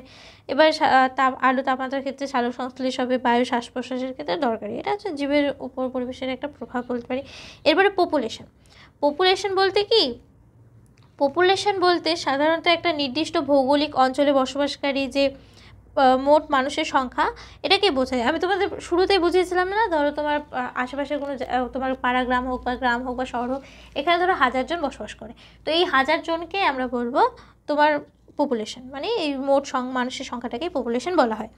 তো এদের সাধারণভাবে একটা দেশ, এলাকা বা শহরের মোট বাসিন্দাকে বোঝায়। তো আমাদের পৃথিবীতে যেমন 800 কোটি লোক আছে, এই সম্পূর্ণ যে মানুষের সংখ্যা আছে, এটাকে আমরা পপুলেশন বলতে পারি। তারপর ধরো ভারতবর্ষের পপুলেশন কত যদি বলে, তাহলে বলবো 150 কোটি প্রায়। তারপর আরও নেপাল আছে, তারপর ভুটান আছে, এদের যে পপুলেশন, অর্থাৎ কতজন বাস করছে পুরো শহরটাতে বা পুরো দেশটাতে, ওটাকে আমরা মোটামুটিভাবে পপুলেশন বলতে পারি। এবার মানে কোনো নির্দিষ্ট অঞ্চলে বসবাসকারী একই গোষ্ঠীর প্রজাতিকে আমরা হচ্ছে তোমার পপুলেশন বলতে পারি, ঠিক আছে। তারপর যেমন এখানে বলেছে দেখো, পরিসংখ্যান বা স্ট্যাটিস্টিক্স, যেখান থেকে গবেষণার জন্য নমুনা নেওয়া হয়, সেই সমগ্র ডেটা সেট বা এক সাধারণ বৈশিষ্ট্যের ভিত্তিতে একত্রিত করা কোনো কিছু সম্পূর্ণ সেটকে বোঝানো যেতে পারে। এরপরে এই থ্রুতে একটা কোশ্চেন, মানে পপুলেশনের উপর একটা কোশ্চেন। আচ্ছা, পপুলেশন বলতে শুধু কিন্তু মানুষই যে হবে সেটাও না। এছাড়াও তুমি যদি বলো, ধরো একটা আম গাছের বাগান আছে, এটাকেও আম গাছের পপুলেশন বলতে পারো। বা ধরো একটা পুকুর আছে, পুকুরের মধ্যে কিছুটা পদ্ম গাছ আছে, ওই পদ্ম গাছের মধ্যে তোমার ধরো 20টা বা 100টা পদ্ম গাছ আছে, তাহলে ওই যে 100টা গাছ আছে ওইটাকে পদ্ম গাছের পপুলেশন বলা হয়। এবার বংশবৃদ্ধি বা পপুলেশন বলতে জনসংখ্যাও তো বৃদ্ধি করছে, তাই না? যেমন কোনো একটা স্থান আছে, ওই স্থানে ধরো আজকে 10টা বাচ্চা জন্ম নিল, তাহলে 100 জন ছিল, 10টা বাচ্চা আরও অ্যাড হলো, তাহলে 110 জন হয়ে গেলো। আর যদি 2 জনের মৃত্যু হয়, তাহলে কত হয়? 108 জন, কারণ 100 থেকে 2 বাদ দিলে মানে 2 জনের মৃত্যু হয়ে গেছে, তাহলে 98, আর 10 জন জন্ম নিয়েছে, তাহলে কত হচ্ছে? 108 জন। এটাই হচ্ছে পপুলেশন। এটাকে জন্মের বৃদ্ধি বা তারপর বলতে পারি যে পপুলেশনের বৃদ্ধি বা পপুলেশনের হ্রাস এভাবে ঘটছে। বা ধরো একটা পদ্ম গাছের ক্ষেত্রে বললাম যে 8টা বৃদ্ধি পেয়েছে 100টার মধ্যে, তাহলে 108টা, এরকম করে হচ্ছে তোমার পপুলেশনটাকে গণনা করা হয়। ওকে, তো এই অনুসারে একটা কোশ্চেন দিয়েছে পপুলেশনের, বলেছে জনসংখ্যা প্রতিক্রিয়ায় সাহচর্যতা ও প্রতিযোগিতা বলতে কী বোঝো, তা উদাহরণ দিয়ে বুঝিয়ে দাও। এবার সাহচর্যতা বা সহযোগিতা, এটা একটা কী বলতো, এমন একটা সম্পর্ক যেখানে কি হয়, জনসংখ্যার অন্তর্গত যে প্রাণীগুলো রয়েছে, এটা একে অপরের প্রতি ইতিবাচক প্রভাব ফেলে বা উভয়ের উপকৃত হয়, যেমন কমেন্সালিজম প্লাস এর ক্ষেত্রে। আর এর উদাহরণ হিসেবে বলতে পারি উইপোকার পৌষ্টিক নালীতে উপস্থিত প্রোটোজোয়া যে রয়েছে, যা উইপোকার জন্য কাঠ হজমে সাহায্য করে, বিনিময়ে নিজের খাদ্য ও আশ্রয় পায়। আর প্রতিযোগিতা বলতে কি, এটা একটা সম্পর্ক যেখানে তোমার ভিন্ন প্রজাতি, যেমন ধরো একটা বাঘ আর একটা শেয়াল, একটা বাঘ আর শেয়াল না, একটা হরিণ, এখানে প্রতিযোগিতা রয়েছে, কারণ বাঘ কাকে খাচ্ছে? হরিণকে। তো এবার প্রতিযোগিতা বলতে কেমন প্রতিযোগিতা, এখানে হরিণটাকে তো পালিয়ে যেতে হবে, বাঁচতে হবে। বা এখানে বলতে পারি যে বাঘ সিংহর ক্ষেত্রে প্রতিযোগিতা হচ্ছে খাওয়ারের জন্য, এরকম হতে পারে এটা প্রতিযোগিতা। এবার এছাড়াও এটাকে আমরা কীভাবে দেখো, এটাকে উপস্থাপন করব কীভাবে, বলে দিলাম যে এটি এমন একটা সম্পর্ক যেখানে হচ্ছে তোমার ভিন্ন প্রজাতির প্রাণীরা যেমন সম্পদ ব্যবহারের একে অপরের জন্য বা প্রতিদ্বন্দ্বিতা করে। মানে ধরো দুটো মানুষ আছে, দুটো মানুষ একটা ঘরের মধ্যে বন্দি আছে, তো এবার এখানে অল্প কিছু খাবার রাখা আছে, তো কিছুদিন দুজনে খুব ভালোভাবে ভাগাভাগি করে খেলো। এবার যখন খাবারটা ফুরিয়ে এসেছে তখন মানুষ তো নিজেই বাঁচতে চাইবে, তাই না? তখন কী করে মারামারি করবে বা খাবারটা ছিনিয়ে নেবে, এটাকে প্রতিযোগিতা বলা হয়। যেমন এখানে উদাহরণ হিসেবে একটা বলেছে দেখো, একটি জঙ্গলের একই প্রজাতির হরিণের মধ্যে খাদ্যের জন্য প্রতিযোগিতা, বা বাঘের মধ্যে খাদ্যের প্রতিযোগিতা, এরকম বিভিন্ন হতে পারে। ওকে, এরপরে দেখো এখানে একটা তোমার মানুষের জনসংখ্যার ক্ষেত্রে যে বয়সভিত্তিক পিরামিডগুলো আছে এটার একটা চিত্র দেওয়া আছে। এখানে বর্ধনশীল বলতে কি, বর্ধনশীল করতে যেটা বৃদ্ধি হচ্ছে, মানে বললাম না 100 জনের মধ্যে 10 জন বাচ্চা জন্ম নিল তাহলে 110 জন হলো। এবার স্থিতিশীল বলতে যেটা মানে কনস্ট্যান্ট হয়ে গেছে প্রায়, ওটাকে বলে মানে না মানুষ মরছে না মানুষ বাড়ছে। এবার ক্রমহ্রাসমান বলতে কমছে, এটাকে বলা হয়। দেখে না, এবার বয়সভিত্তিক পিরামিড বলতে কি বলো তো, বয়সভিত্তিক পিরামিড বলতে ধরো কোনো একটা পপুলেশনের জন্য বয়সের যে বিস্তার রয়েছে, এই বিস্তারকে একটি লেখচিত্রের মাধ্যমে প্রকাশ করা হয়। আর এই যে গঠনটা আছে, যে গঠনটা পাওয়া যাচ্ছে লেখচিত্রটা উপস্থাপন করার মাধ্যমে, তাকে আমরা কি বলছি, বয়সভিত্তিক পিরামিড বা এজ পিরামিড বলা হয়। আর যে বয়সের বিস্তারটা রয়েছে এটা একটা নির্দিষ্ট বয়স অথবা বলতে পারি যে বয়স সীমার মধ্যে প্রাপ্ত একক জীবের শতকরার হার।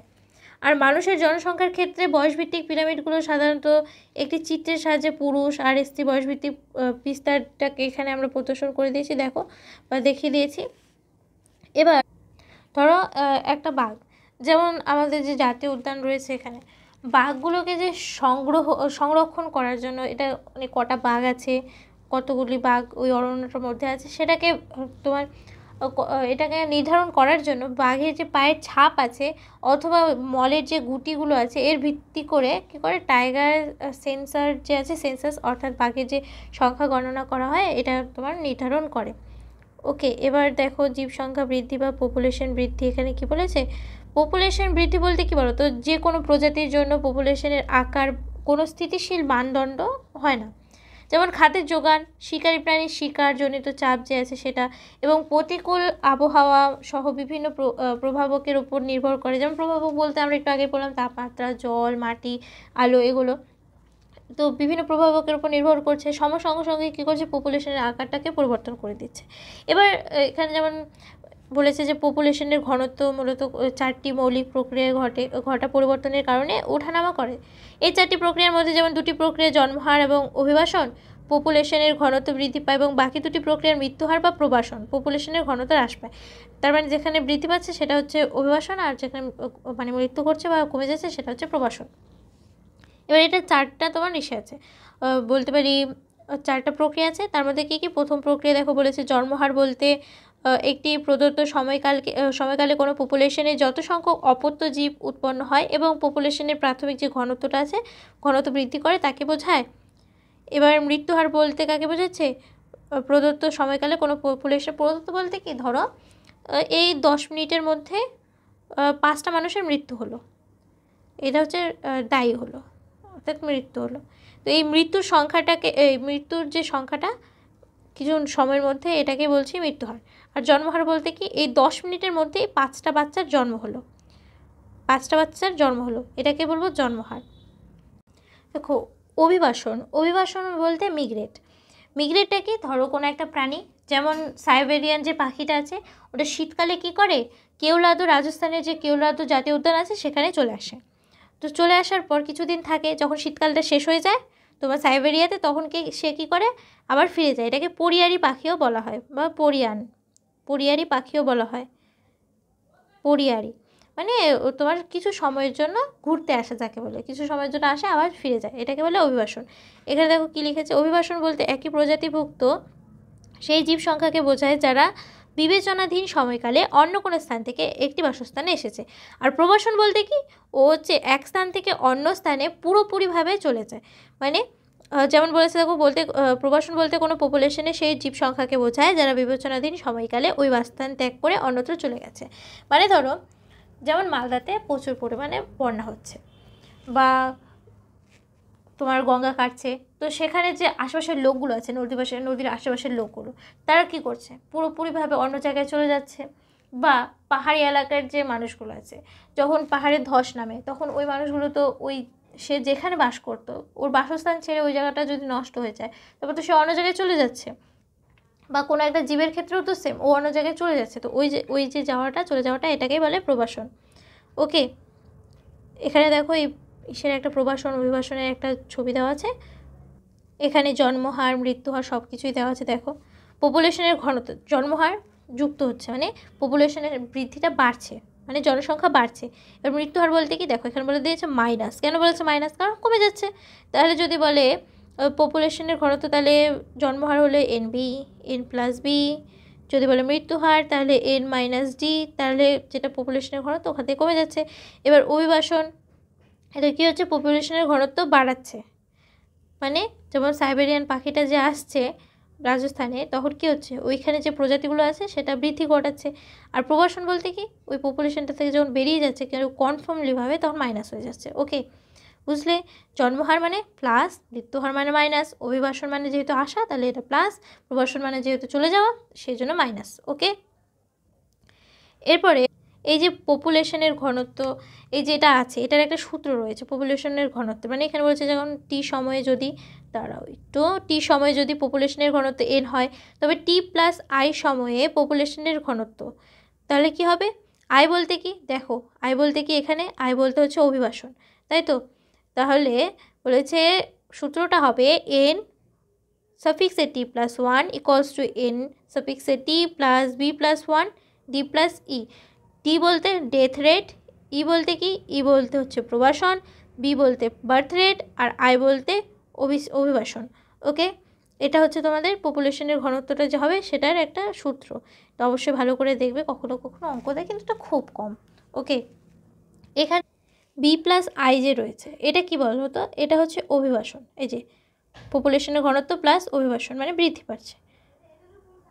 বি বলতে জন্মহার আর অভিবাসন বলতে আয়, তাহলে এটা দুটোরই প্লাস কেন? কারণ পপুলেশনে যেহেতু দুটোর ক্ষেত্রে বৃদ্ধি পাচ্ছে ওই জন্য প্লাস হয়েছে। ওকে, আর এখানে বলছে d+e, ডি বলতে মৃত্যুহার আর ই বলতে প্রবাসন মানে ইমিগ্রেট। তো এই যে প্রবাসন আর মৃত্যু হার আছে, এটা কেন প্লাস হয়েছে? তাহলে তুমি তো বলতে, তাহলে এটা তো মাইনাস হওয়ার কথা। দেখো দুটোই বেরিয়ে যাচ্ছে মানে কমে যাচ্ছে, মাইনাস মাইনাসে কী হয়? প্লাস হয়। দেখো তার আগে এখানে একটা মাইনাস দিয়ে দিয়েছে, তো মনে থাকবে, খুব সোজা একটা সূত্র, ভালো করে বুঝে রাখবে। কখনো কখনো নিটে দিয়ে দিতে পারে। এবার ন্যাটালিটি ও মর্টালিটির মধ্যে পার্থক্য কী?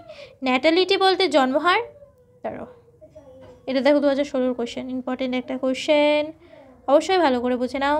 ন্যাটালিটি বলতে কি? জন্মহার। আর মর্টালিটি মানে কি? মৃত্যু। এবার ন্যাটালিটি বলতে কি? জন্মহার মানে পপুলেশনের সংখ্যা বা ঘনত্ব বৃদ্ধি পাবে, মর্টালিটি মানে কমে যাবে। তারপর ন্যাটালিটি কী দ্বারাই করা হয়? ন্যাটালিটি মানে বাইরের যারা আসছে, যেটাকে অভিবাসন বলি, সেটার ক্ষেত্রে পপুলেশনের ঘনত্ব বাড়ছে, আর মর্টালিটির ক্ষেত্রে প্রবাসন। এগুলোই হচ্ছে তোমার পার্থক্যগুলো। ওকে, এরপরে সূচকীয় বৃদ্ধি। সূচকীয় বৃদ্ধি এখানে দেখো বলেছে dn/dt = b-d * n, ধরি b-d = এই যে b-d যে আছে এখানে আর ধরে নিয়েছে, তাহলে এখানে কি করেছে dn/dt = rn। এরপর তুমি বলবে যে তাহলে এগুলো কি?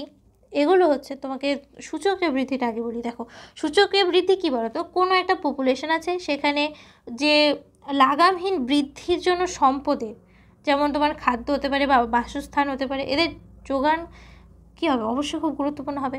এদের যে আদর্শ একটি পরিবেশে যখন কোনো বাসস্থানে সম্পদের যোগান অসীম থাকে, তখন কি হয়? প্রতিটি প্রজাতি নিজেদের সংখ্যা যে আছে সেটার বৃদ্ধি সহজাত ক্ষমতাকে পুরোপুরিভাবে কাজে লাগাতে সক্ষম হয় বা ভালো করে কাজে লাগাতে পারে।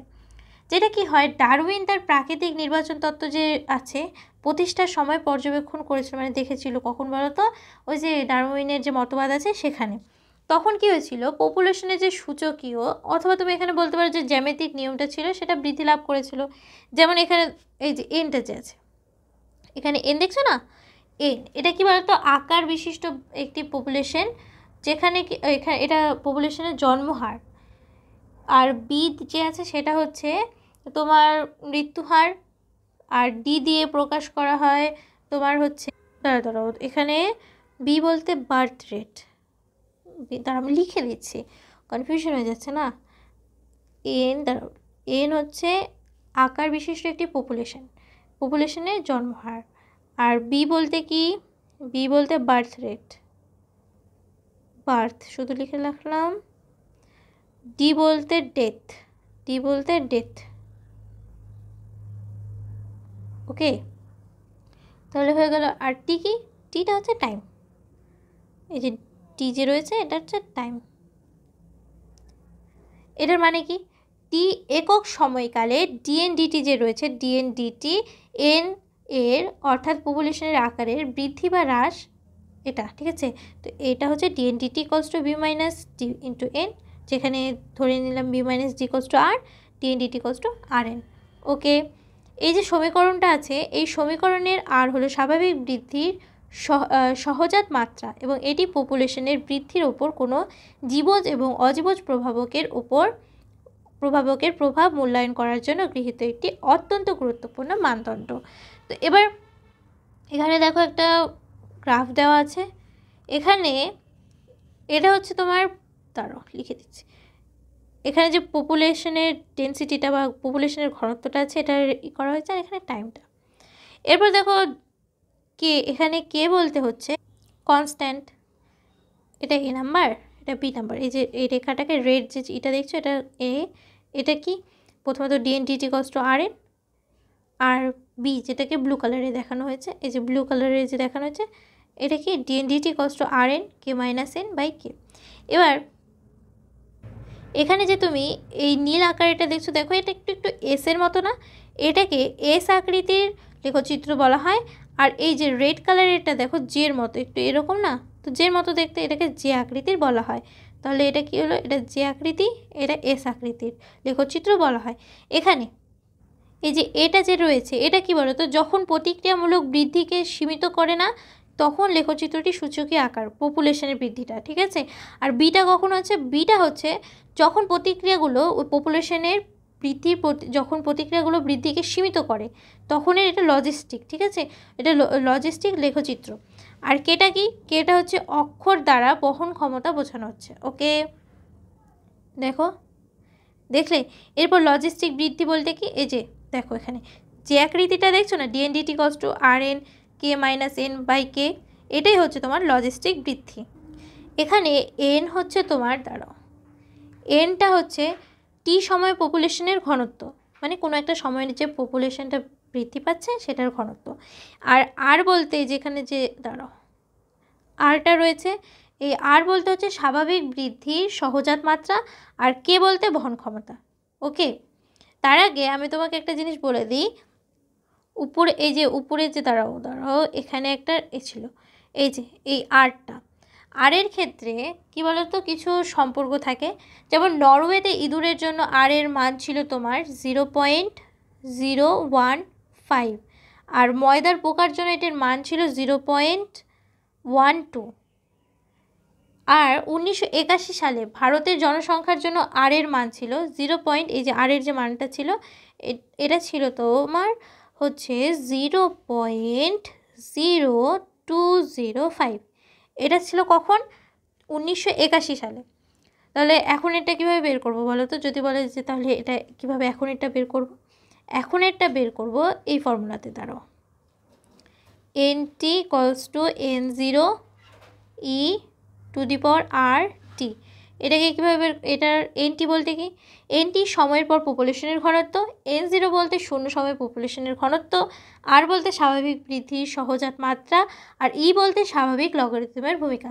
স্বাভাবিক ই, এই যে লগারিদমের যে ভূমিকাটা রয়েছে ই, এই ই এর মান হচ্ছে 2.71828। ওকে, বুঝলে। এরপরে চলে আসো পরেরটাতে, লজিস্টিক বৃদ্ধিটা তো বললাম। আচ্ছা, লজিস্টিক বৃদ্ধিটা কি বলো তো, প্রকৃতিতে যে কোনো একটি প্রজাতি আছে সেই প্রজাতির কোনো পপুলেশনে যে সূচকীয় বৃদ্ধি, সেই সূচকীয় বৃদ্ধি ঘটার জন্য যে প্রয়োজনীয় প্রাকৃতিক সম্পদের যোগান পরিবেশে অসীম থাকে না। এর ফলে এই সীমিত সম্প্রদায়ের কি হয়, এই সম্পদের জন্য জীবের মধ্যে প্রতিযোগিতা শুরু হয়। যেমন তোমার বাঘের দুটো বাঘ আছে, ওখানে অল্প খাবার দেওয়া আছে, ওই খাবারের জন্য তোমার মারামারি করলো, বা দুটো মানুষের গল্পটা বললাম, তো এইটা প্রতিযোগিতা শুরু হয়, শেষ পর্যন্ত কি হয়, যোগ্যতম যে থাকে মানে যে যোগ্য থাকে সেই ওই খাওয়াটা টিকে থাকতে পারে বা সেই খাওয়াটা পেয়ে যায়, আর সেই কি করে বংশবৃদ্ধি করতে পারে। এটাই হচ্ছে তোমার বলতে পারি যে লজিস্টিক বৃদ্ধি। এবার এবার প্রকৃতিতে একটা তোমার যে পপুলেশনটা আছে এটাকে বাসস্থানে সর্বাধিক সংখ্যক জীবকে সহায়তা প্রদান করার জন্য পর্যাপ্ত সম্পদ থাকে। এরপর কি হয়, আরও বৃদ্ধি সম্ভবপর হয় না। মানে প্রকৃতিতে একটা মানে ওর তো একটা লিমিট আছে, প্রকৃতির তো লিমিট আছে, সেই লিমিট সংখ্যক দেওয়ার পর তো সেটার বাড়ার কোনো কথাই আসে না, তাই না? তো এই যে ক্ষমতাটা আছে বা এই বাসস্থানের বা ওই প্রজাতির জন্য যে সর্বোচ্চ সীমাটা রয়েছে, এর প্রকৃতিটাকেই আমরা কি বলবো, ক্যারিং ক্যাপাসিটি। কি বলবো, ক্যারিং, মানে প্রকৃতির যে বহন ক্ষমতাটা, সর্বোচ্চ বহন ক্ষমতা, এটাকে আমরা বলবো ক্যারিং ক্যাপাসিটি। এবার কোনো বাসস্থানে যেখানে যেমন সম্পদের সীমাবদ্ধতা থাকে, তারপর সেখানে বেড়ে ওঠা যে পপুলেশনগুলো আছে, প্রথম অবস্থায় কী হয় বলো তো, ল্যাগ দশা প্রদর্শন করে, তারপর একে একে কী করে, বৃদ্ধি দশা, মন্থর দশা, আর শেষ পর্যন্ত অ্যাসমোটোর যে পর্যায়ে আছে সে পর্যায়ে আসে। তারপর পপুলেশনের ঘনত্ব বহন ক্ষমতার স্তরে পৌঁছায়, তারপর পপুলেশনের ঘনত্বটা এন টি, তারপর টি সাপেক্ষে লেখচিত্রের সাহায্যে প্রকাশ, যেটা আমরা আগে করলাম যে ওটা হচ্ছে তোমার ডিএনডিটির যেটা এস আকৃতির হয়েছিল, এস আকৃতির এই যে সমীকরণটা এসেছিলো সেটাই। ওকে, বুঝলে? এরপরে পপুলেশনের আন্তঃক্রিয়া সম্ভব। দেখো এখানে একটা চার্ট দেওয়া আছে, তো আমি আগে বুঝিয়ে দিচ্ছি, তারপর তুমি চার্টটা আরামে বুঝতে পারবে। দেখো ধরো দুটি ভিন্ন প্রজাতি আছে, ওই প্রজাতির পপুলেশনের মধ্যে আন্তঃক্রিয়ার ফলে কি হবে, আন্তঃপ্রজাতির যে আন্তঃক্রিয়ার সময়ের সৃষ্টি হবে। এই আন্তঃক্রিয়া কি করবে, একটি প্রজাতির জন্য উভয়ের প্রজাতির জন্য উপকারী।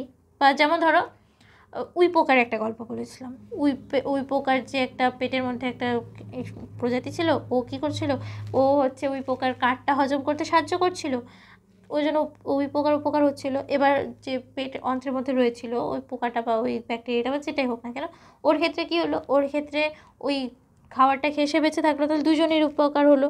তো এটাকে বলে যেমন মিথজীবিতা, এটাকে প্লাস দ্বারাই করা হয়। এবার অনেক সময় ক্ষতিও তো হয়, তাই না? যেমন একটা বাঘ আর হরিণকে যদি একসাথে রেখে দাও, তাহলে হরিণটার ক্ষতি হবে, কারণ হরিণটার মৃত্যু ঘটবে, আর বাঘটা কী হবে, উপকৃত হবে। তো এখানে প্লাস মাইনাস দ্বারাই করা হয়। তারপর যেমন দুইজনে ধরো নিরপেক্ষ যে আন্তঃসম্পর্ক থাকে সেটার ক্ষেত্রে 0 হবে। তো এবার উপকারী বলতে কি, উপকারী বলতে প্লাস, এবার যারা ক্ষতি করবে তাদের ক্ষেত্রে মাইনাস, আর যারা তোমার কোনো ক্ষতিও করবে না কোনো উপকারও করবে না, মানে নিরপেক্ষ আন্তঃসম্পর্ক, তাদের কী দিয়ে চিহ্ন করবো, 0। তো এখানে দেখো প্লাস মাইনাস 0 সবই আছে।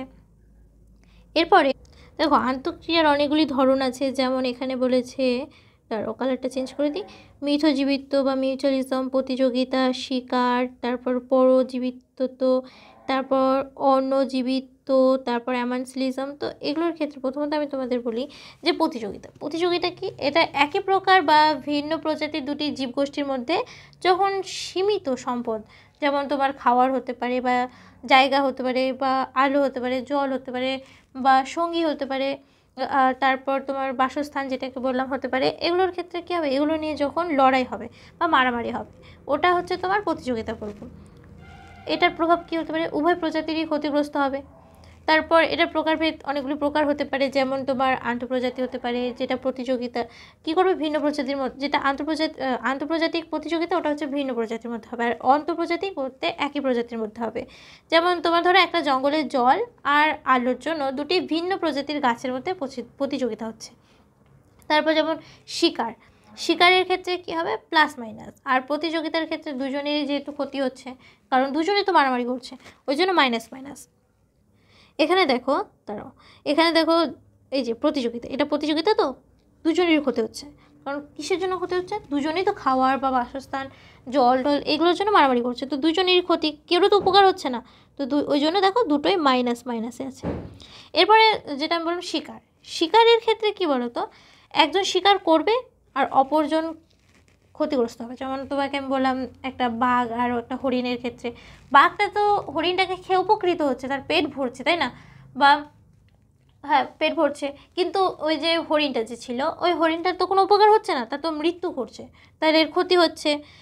এমন তোমার শিকারির সংখ্যা ওটাও হচ্ছে পরিবেশে বাড়ছে, বা শিকারির সংখ্যা নিয়ন্ত্রণ করতে হবে এটা ঠিক করার জন্য, বা এটার গুরুত্ব বলতে পারি। তারপর যেমন বললাম বাঘ হরিণের শিকার, বা ব্যাঙ, তুমি সাপকে ব্যাঙ খেতে দেখেছো না? তো এখানে কী হচ্ছে, সাপের উপকার হচ্ছে, ব্যাঙের মৃত্যু ঘটছে। এটাই হচ্ছে তোমার শিকার, আর হচ্ছে শিকার বলতে পারো। তো এখানে একজনের উপকার বলতে ধরো বাঘের উপকার হচ্ছে তাহলে প্লাস, আর তোমার হরিণের ক্ষতি হচ্ছে তাহলে মাইনাস। তাহলে দেখো এখানে প্লাস মাইনাস রয়েছে, সে প্লাসটা মাইনাস, এটা শিকারের ক্ষেত্রে। এরপরে পরজীবিতা। পরজীবিতা বলতে যেমন ধরো একটি প্রজাতি আছে যেটা পরজীবী, আর একটি অন্য প্রজাতি যেটা পোষক।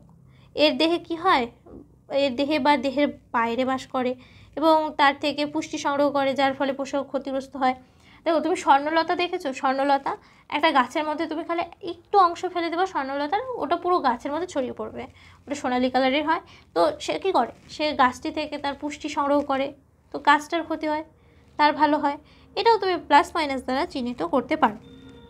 তাছাড়াও তুমি ধরো মানুষের মাথার মধ্যে দেখবে উকুন থাকে, তো উকুনের ক্ষেত্রে কী হয়, উকুনটা হচ্ছে মানুষের মাথা থেকে তোমার পুষ্টি সংগ্রহ করে, কিন্তু মানুষটার তো ক্ষতি হয়, তাই না? তাহলে এখানেও বলতে পারো যে একজনের উপকার হচ্ছে, একজনের ক্ষতি হচ্ছে। বা বলতে পারো মেরু ভাল্লুক, স্লথ বিয়ার যেটাকে বলে, তার গায়ে শ্যাওলা জমে থাকে, শ্যাওলাটা হচ্ছে বিয়ার মানে মেরু ভাল্লুকটা যে আছে তার দেহ থেকে সেম পুষ্টি সংগ্রহ করে, তো ওটার জন্য হচ্ছে তোমার স্লথ বিয়ারের ক্ষতি হয়। তো এটাই হচ্ছে প্লাস মাইনাস, একজনের উপকার হবে, একজনের ক্ষতি হবে। এরপরে মিথজীবিতা, এটা কি বলো তো, দুটি ভিন্ন প্রজাতির জীব একে অপরের সাথে যখন ঘনিষ্ঠভাবে বসবাস করে আর উভয়েরই উপকার হয়, কারো কোনো ক্ষতি হয় না, তাকে বলবো আমরা মিথজীবিতা। এবার মিথজীবিতা যেহেতু দুজনের উপকার হচ্ছে, উপকার মানে কি প্লাস, উপকার মানে দাঁড়াও, উপকার মানে হচ্ছে প্লাস, উপকার মানে প্লাস, তাই তো? তাহলে উপকার যেহেতু দুজনের হচ্ছে মিথজীবিত্বর ক্ষেত্রে, তাহলে দুজনই প্লাস প্লাস হবে, দেখো এখানে প্লাস প্লাস রয়েছে। এরপরে এর তুমি প্রভাব কি বলতে পারো, উভয় প্রজাতিরই উপকার হবে বললামই। এরপরে দেখো কমনসিলিজম যে আছে, কমনসিলিজম। তো কমনসিলিজমের ক্ষেত্রে কি হচ্ছে, এই যে কমনসিলিজমের ক্ষেত্রে একটি আন্তঃক্রিয়ার একটি প্রজাতি উপকৃত হয়, কিন্তু অন্য যে প্রজাতিটা আছে তার কোনো উপকৃত হয় না, ক্ষতিগ্রস্তও হয় না, মানে ক্ষতিও হচ্ছে না, ভালোও হচ্ছে না, ও দুই দিকের মধ্যে মাঝখানে পড়েছে, যেটা হচ্ছে জিরো বলতে পারি, মানে কিছুই হচ্ছে না। যেমন এর একজন উপকৃত হবে, অন্যটি নিরপেক্ষ থাকবে। আর যেমন তুমি বলতে পারো উদাহরণ হিসেবে একটি বড় গাছের ডালে অর্কিডের জন্ম, যেখানে অর্কিড আশ্রয় ও আলো পায়, কিন্তু গাছের কোনো ক্ষতি বা উপকার হয় না, এরকমই। আর লাস্ট রইল অ্যামানসিলিজম। তারাও একটু কালারটা চেঞ্জ করে নিই, অ্যামানসিলিজম, তাই তো? অ্যামানসিলিজমের ক্ষেত্রে কি, অ্যামানসিলিজমের ক্ষেত্রেও একটি প্রজাতি কী হবে, একটি প্রজাতি অন্য একটি প্রজাতির বৃদ্ধিকে প্রতিহত করে বা ক্ষতি করে, কিন্তু সেই প্রজাতিটি নিজে না উপকৃত হয় না, ক্ষতিগ্রস্তও হয় না। মানে হচ্ছে ধরো একটা কোনো প্রজাতি আছে, ও অন্যজনের ক্ষতি করছে, কিন্তু কি কারণে ক্ষতি করছে, কোনো কারণই নেই, তার কোনো উপকারও হচ্ছে না, ক্ষতিও হচ্ছে না, সেটাকে বলবো অ্যামানসিলিজম। এটা কী হবে, দেখো এখানে তো একজনের ক্ষতি হচ্ছে, কারণ একটা প্রজাতি অন্য প্রজাতিকে তো ক্ষতি করছে, তাহলে এখানে ক্ষতি মানে মাইনাস, তাহলে মাইনাস হচ্ছে, আর নিজে তো কোনো উপকৃত হচ্ছে না, তাহলে জিরো, তাহলে মাইনাস জিরো। এটাই হচ্ছে তোমার এই যে পপুলেশনের আন্তঃক্রিয়া যে আছে এটাই, বুঝলে? তাহলে এখান থেকে এবার বুঝতে পারবে। দেখো মিথজীবিত তো বললাম যে দুজনেরই সে তোমার উপকার হয়, ওই জন্য দুজনেই প্লাস প্লাস। প্রতিযোগিতার ক্ষেত্রে দুজনেরই ক্ষতি হয়, ওই জন্য মাইনাস মাইনাস। শিকার বা প্রেডিকশানের ক্ষেত্রে একজনের ভালো হয়, আর একজন প্রেডিকশানের ক্ষেত্রে হচ্ছে একজনের ভালো, একজনের ক্ষতি হয়, ওই জন্য প্লাস মাইনাস। এরপরে যেমন পরজীবিত্ব, একজনের ভালো হয়, একজনের ক্ষতি হয়, প্লাস মাইনাস। কমনসিলিজমের ক্ষেত্রে একজনের ভালো হয় কিন্তু একজনের কিছুই হয় না, ওই জন্য জিরো। অ্যামানসিলিজমের ক্ষেত্রে দেখো একটা প্রজাতির ক্ষেত্রে একজনের খারাপ হয় কিন্তু একজনের কিছুই হয় না, ওই জন্য মাইনাস। ওকে, বুঝলে? এরপরে দেখো একটা কোয়েশ্চেন আছে, মুখ্য ও গৌণ অভিযোজন কাকে বলে? মুখ্য আর গৌণ আমি তোমাদের পড়াচ্ছিলাম না তখন, ওটাই। মুখ্য অভিযোজনটা কি, যখন কোনো জীবের প্রথমবার একটি নির্দিষ্ট পরিবেশে জীবন ধারণের জন্য যে প্রাথমিক এবং সরাসরি বৈশিষ্ট্যগুলি অর্জন করে, যেমন তোমার মাছের জল শ্বাস নেওয়ার জন্য ফুলকা। আর গৌণ অভিযোজনটা কি, যখন কোনো জীব এক পরিবেশ থেকে অন্য পরিবেশে স্থানান্তরিত হয়, নতুন পরিবেশের সঙ্গে মানিয়ে নিতে পূর্বের বৈশিষ্ট্য পরিবর্তন ঘটায় বা নতুন বৈশিষ্ট্য অর্জন করে, তাকে হচ্ছে আমরা গৌণ অভিযোজন বলছি। যেমন উদাহরণ হিসেবে স্থলচর স্তন্যপায়ী প্রাণী থেকে সমুদ্রে ফিরে আসা তিমির দেহে সাঁতারের জন্য ফ্লিপার তৈরি হয়, এটাই হচ্ছে তোমার গৌণ অভিযোজন। ওকে, এরপরে দেখো আরেকটা কোশ্চেন আছে, এটাও অনেক ইম্পর্টেন্ট একটা কোশ্চেন, তারও একটু, এটা অনেক ইম্পর্টেন্ট কোশ্চেন, এটা 2017-তে এসেছিলো।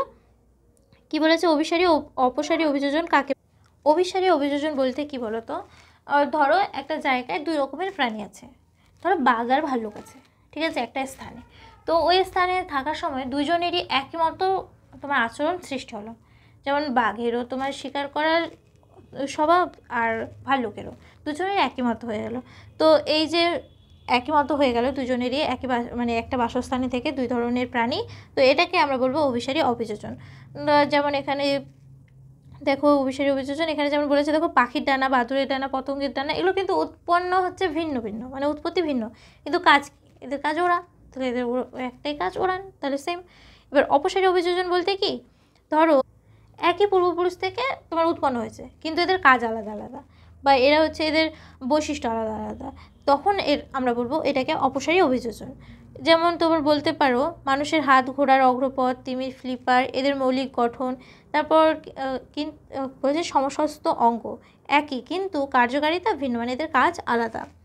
দেখে নাও অভিসারী অভিযোজন, তারপর অপসারী অভিযোজন দেখলে। তাহলে আমাদের এই চ্যাপ্টারটি অ্যানালাইসিস করা কমপ্লিট হলো।